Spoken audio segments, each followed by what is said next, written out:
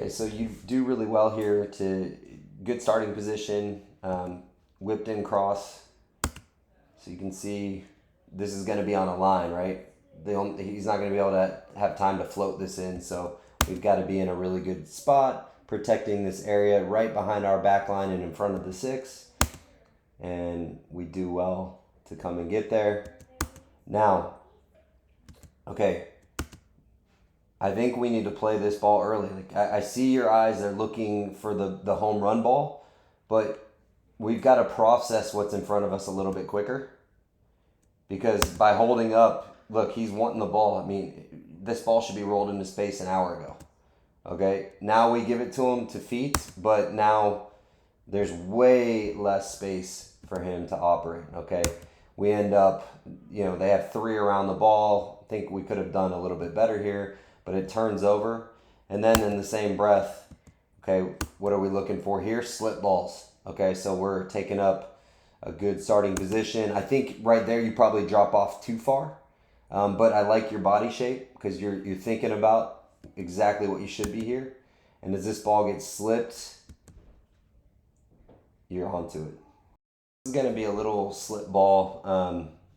We could have handled this better defensively, but we get caught the wrong side as this ball's played in. We get caught the wrong side of this player, which inside the box is a no-no, right?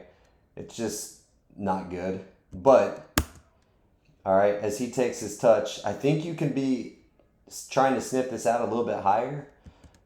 And then you recognize he's in. And so if he's on his left foot, we've talked about kind of shading our body, even if it's to the near post, but staying up. So I have no problem with the way that you approach this with this shoulder forward.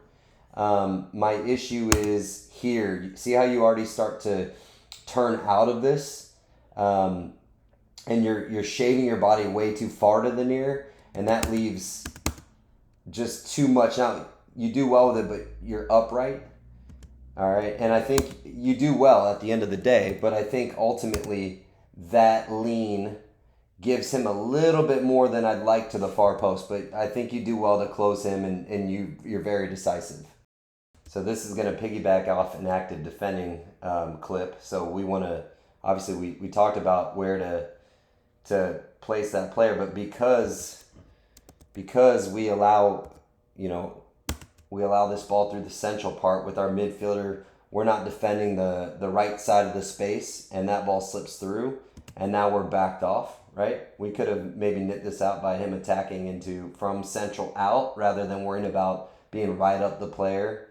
So now they're attacking and they break. So that active defending piece becomes a slip ball. So we're going to initiate pressure here, which I don't know that we necessarily need to, but we're here. We've got a lot of transition running at us. We allow the dribble inside.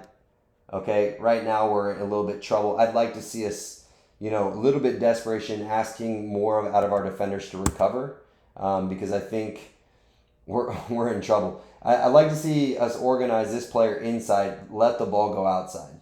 So if we kind of force the ball outside with this player, positioning more inside, and then this player can hedge a little bit more to recover here, this ball just can't happen. All right, but if we're anticipating this ball, which is obviously the ball that any good player would choose, okay, we're traveling as the ball travels. Okay, he arrives at the ball. He's clearly not going to hit it first time. All right, but now you see how you have probably transitioned too far to your back foot and given up that near. So your angle of approach, I think you could have been higher to start with. But right now, he's on his right foot, so we need to be shading this shoulder across his ball line.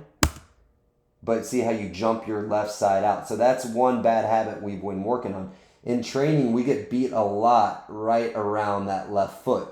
Okay, so if we just go back, we play this through, I think right here you've got to be higher. This player's not looking to shoot.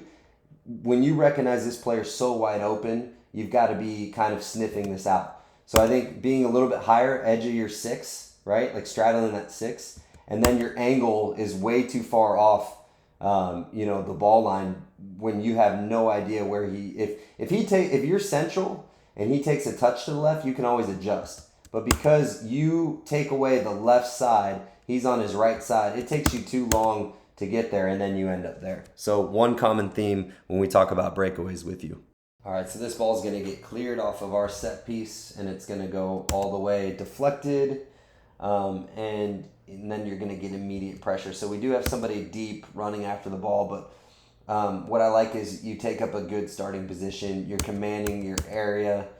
You could be higher, obviously, I think, but you're well outside your box. I think you could be higher, but it's decisive. You know, I think if you're higher, you might choose a different path, like playing out.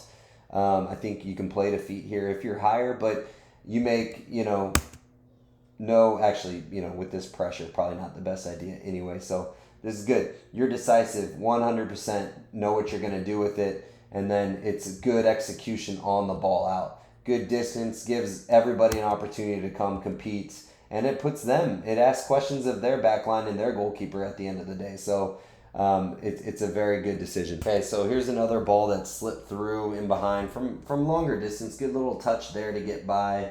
And then there's going to be an inside-out run and an outside-in play in behind the back line, right? So, definitely right here with this picture, well outside the 18, we have two immediate defenders converging, right? So I think this is the instance we talked about at training where, too many of these are happening where there's just no chance, like your defender's there. We're in a good spot. There's no chance that you're going to be able to win the ball clean here, and you just end up coming and wrecking.